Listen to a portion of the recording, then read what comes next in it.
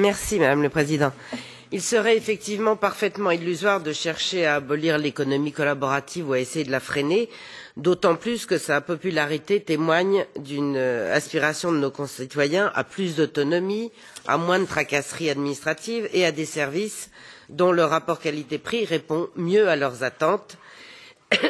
L'irruption de ces modèles dans le secteur du transport et du tourisme est bénéfique si elle conduit certaines sociétés, d'ailleurs aussi en situation de monopole d'État, à revoir leur politique tarifaire et à améliorer leur qualité de service. Pour autant, doit-on se réjouir de l'ubérisation de la société et de l'extension de la sphère marchande aux derniers îlots de la gratuité? Peut-on se borner à avoir de la compassion pour ceux qui en subissent les conséquences?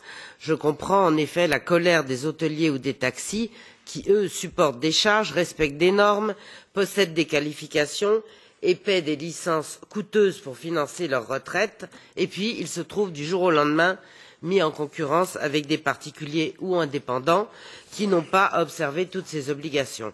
Aujourd'hui d'ailleurs, même les chauffeurs VTC se plaignent d'être ubérisés par Uber, qui baisse les tarifs et augmente ses commissions.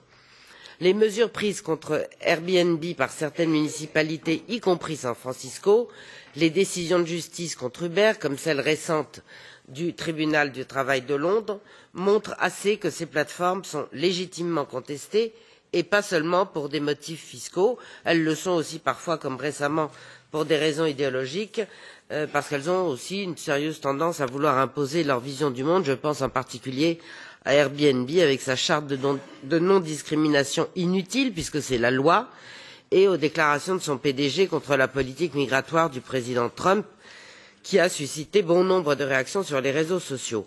Pour finir, si le document de la Commission et le rapport pour avis me semblent soucieux de trouver un bon équilibre entre plateformes et acteurs économiques classiques, j'émettrai toutefois des réserves quant à l'harmonisation européenne justement proposée, alors même que la Cour de justice européenne ne s'est pas encore prononcée sur les affaires Uber. Merci.